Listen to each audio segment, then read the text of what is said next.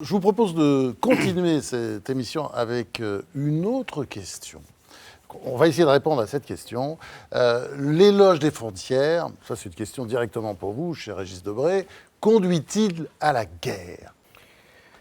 Vous savez, ce n'est pas les nations qui ont fait la guerre. La guerre existait au Paléolithique entre les tribus. Ça marchait très bien hein, quand on découvre des tumulus ou des caveaux funéraires avec des milliers de cadavres assassinés. C'était des petites guerres. On s'aperçoit que, disons, que la guerre est une donnée fondamentale de l'anthropologie. Donc, et si vous voulez parler de la modernité, je me demande si la guerre de 14 n'a pas été plutôt le produit des empires que des nations, car en fait c'est l'empire allemand contre l'empire britannique qui a en quelque sorte déclenché la guerre. Autrement dit, le nationalisme c'est la guerre ?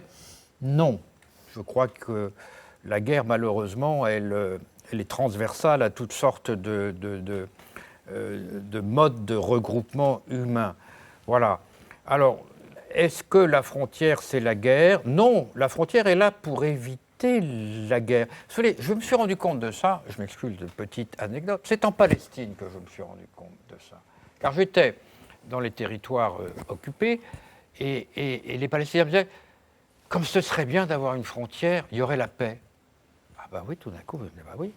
Bah oui. Tant qu'il n'y a pas de frontière, c'est-à-dire tant qu'il n'y a pas reconnaissance internationale d'une frontière entre deux nations ayant chacune le droit à l'existence, mais vous avez cette guerre larvée, constante, qui vient d'une absence de frontières et pas d'une frontière. C'est là où j'ai compris, si vous voulez, la positivité pacifiante de la frontière en tant qu'elle met un rapport d'égalité entre le fort et le faible, si vous voulez. Et là, je me suis aperçu, au fond, que la vieille idée que vous dites un peu implicitement, la frontière, c'est pas bien, c'est l'affrontement, c'est la guerre. Non, je dirais que la frontière, c'est, je dirais, la condition de la paix. Comment termine-t-on une guerre ? En faisant des frontières. Alors, ça peut de nouveau, c'est vrai, dans une dialectique sans fin, enclencher de nouvelles guerres. Dès qu'on veut repousser la frontière, annexer des territoires voisins.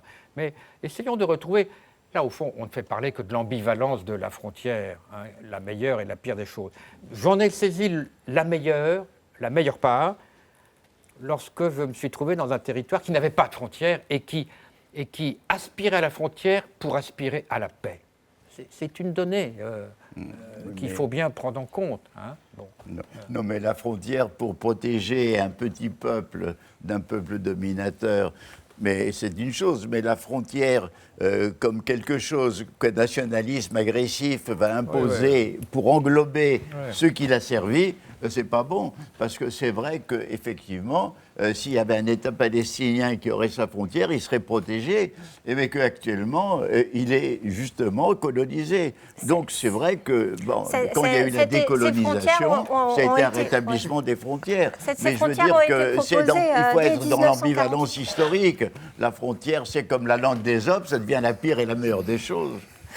Ces frontières ont été proposées à l'État palestinien dès 1948 et elles ont été refusées. Et pourtant, si elles avaient accepté, là, on serait dans vraiment une partition égalitaire, mais cette répartition a été refusée. Ah ben. Ouais.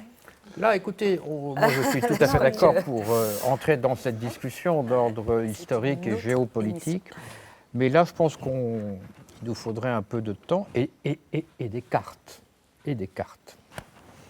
Gerly Mühlmann. Oui. Finalement, il y a quand même quelque chose de commun profondément entre vous deux. Me semble-t-il là au bout de... Il y a l'amour. Oui, et bien justement. C'est vrai qu'il n'y a pas de pensée de l'un uniformisateur. Je ne ferai pas cette critique.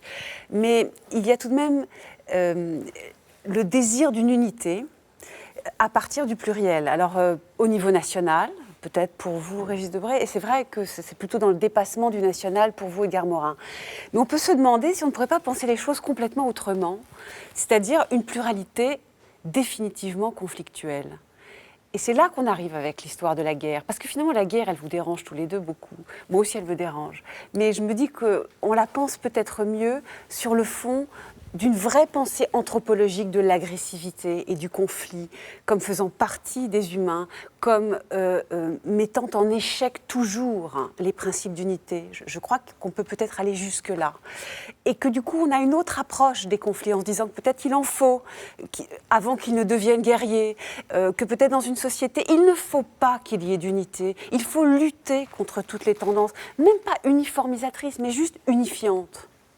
Voilà. C'est ce que je me disais en vous écoutant. Mais je ne peux qu'être d'accord avec vous. D'ailleurs, la politique, c'est la gestion du conflit. C'est ce qui empêche le conflit de devenir la guerre. Ou c'est peut-être le conflit, la reconnaissance du conflit et une façon de faire avec le conflit. C'est une autre vision que je vous oppose là. Là où il n'y a pas de conflit, il y a la mort. C'est-à-dire, il y a l'égalité de tout avec tout. Il y a l'indifférencié. Donc, effectivement, le conflit, et je dirais, il est nutritif, il est vital, il est aux sources même de toute culture. Le problème, c'est qu'on a inventé des formes d'administration du conflit qu'on appelle la démocratie. En gros, alors qu'il y a diverses formes. Hein, mais enfin, pas d'administration, de déploiement du conflit, de déploiement. Et au fond, et on peut définir le totalitarisme comme la non-reconnaissance du conflit. Ça, c'est épouvantable. Donc, encore une fois, tout l'art de la politique consiste à susciter des conflits sans les transformer en guerre. Donc ou sans en dialectique, puisqu'on a beaucoup parlé de dialectique, eh bien peut-être que finalement j'ai envie mais de m'opposer à cette idée. Ça ne marche pas, les synthèses. Ça ne marche pas. Oui, ça et c'est ne marche pas plus mal. Non, mais je suis d'accord. Et d'ailleurs, je suis totalement d'accord avec cette idée qui est nouvelle pour moi. Voilà. Il n'est pas interdit de penser une chose et son inverse. Qui est douloureuse pour l'hegelien que je suis. Voilà, mais qui est douloureuse pour l'hegelien que je suis. C'est pour ça qu'il faut être conscient. Il faut accepter notre finitude. Non. Dialecticien. Pardon ? Vous êtes un vrai dialecticien, comme le montre Oui. votre cheminement intellectuel depuis l'internationalisme auprès du Tché jusqu'à l'éloge des frontières aujourd'hui. Oui, mais attendez, mon éloge des frontières n'est pas nationaliste. Hein. Je ne voudrais pas qu'il y ait un malentendu. Mon éloge des frontières, c'est l'éloge de la pluralité. C'est donc l'éloge de l'international. Alors, Ce n'est pas du tout un éloge de la fermeture, c'est un éloge de la réciprocité. C'est ça ce que je voudrais, c'est-à-dire qu'il y ait plusieurs nations, plusieurs cultures, plusieurs religions, et qui puissent aller, et qu'on puisse aller de l'une à l'autre, et que l'une puisse se définir par rapport à l'autre en modifiant l'autre par cette définition même. Autrement dit, je ne suis pas du tout... Mais vous êtes un vrai nationaliste. Ah non, mais c'est une injure. Mais je proteste. Alors je vais vous dire. Mais comment vous confondez le patriotisme et le nationalisme? Mais c'est affreux. Le nationalisme, c'est dire mon voisin m'est inférieur. Vous allez je plus lui loin. suis supérieur. C'est épouvantable. Vous Moi, allez c'est plus le loin contraire. qu'Alain Finkielkraut. Vous allez plus loin qu'Alain Finkielkraut qui parle de l'identité malheureuse. Vous dites que la France n'a plus d'identité du tout. Parce qu'elle n'a plus ce rapport qu'elle avait à sa culture, à sa langue, à son passé. Tout ça, c'est ça l'idée de nation. Non, alors là, ne soyons pas trop médiatiques, si vous voulez, avec des formules qui sont des boutades. Honnêtement, la France a une identité qui est d'abord celle de sa langue. La France a une identité qui est d'abord celle de son territoire. Je ne crois pas du tout dans cette affaire de dissolution liquéfaction. de l'identité morale. Vous avez dit que la France a perdu son identité morale. Alors, Les gens n'ont pas idée de l'étiolement de notre pays. Ah oui. Dites-vous. Alors là, attends, ne confondons pas deux choses. La fin de l'hégémonie française, la fin du pouvoir d'influence de la France sur ses voisins et notamment dans le monde entier. J'ai été au Brésil et j'ai constaté, je voyage pas mal, et j'ai constaté que il y a 50 ans, les hommes de 30 ans parlaient français. Aujourd'hui, les hommes de 30 ans parlent l'anglais. Vous ne trouvez plus de francophones qu'au-delà de 70 ans. Je constate un déclin de l'influence française. Mais ça ne veut pas dire que la France a perdu son identité. Non, elle a perdu son hégémonie. Ça arrive à des gens très bien. Ça arrive à des nations tout au long de l'histoire. Est-ce que Dans Madame l'Autriche... H, vous regrettez le fait que nous n'ayons plus du tout de rapport à notre histoire collective, Mais je notre regrette histoire que nous nationale. n'ayons plus de rapport avec l'océan Indien, avec les Antilles, avec l'Amérique latine. Je déplore le rétrécissement de la France, le devenir pétainiste de la France, recentré sur l'Europe continentale, comme ça, qui ne regarde plus ni vers le sud, ni vers l'est. C'est ça ce que je reproche. Mais ne me faites pas dire, me traiter de nationaliste. Honnêtement, si Maza- vous n'étiez pas une femme aussi jolie et féminine, je vous provoquerais en duel. Je vous provoquerais en duel. Oui, bah, ce sera le mot de la fin. Hein, ce sera le mot de la fin. Une petite question, Régis Debray, je vais la poser aussi à Edgar Morin. Dans votre livre, Madame H, vous parlez de Dien Bien Phu. À Dien Bien Phu, vous avez pleuré. Voilà. Et vous définissez d'ailleurs l'histoire comme l'histoire, c'est quand on pleure. C'est quand la dernière fois quand vous avez pleuré? C'est quand? Ça, c'est une question très Personnel, mais Très répondez quand intime. même. très personnelle. Comme tous les... Non, quand j'ai revu à la télévision l'enterrement de Neruda, hein, je venais de sortir du Chili. Je suis sorti trop tôt du Chili. Je suis sorti le 28 août et c'est le 11 septembre que les Américains ont déclenché le coup qui a fait 3000 morts. Et donc, non, moi je pleure très, très souvent. Hein. Je pleure, pas tout le temps, mais assez facilement. Donc vous rencontrez souvent l'histoire, c'est ça? Non, je crois que l'histoire a une dimension de souffrance, l'histoire a une dimension Tragique, elle est de tragique. faillite, Elle est tragique. de remords.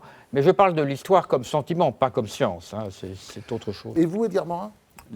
Non, j'ai eu des larmes, mais d'extase, de joie.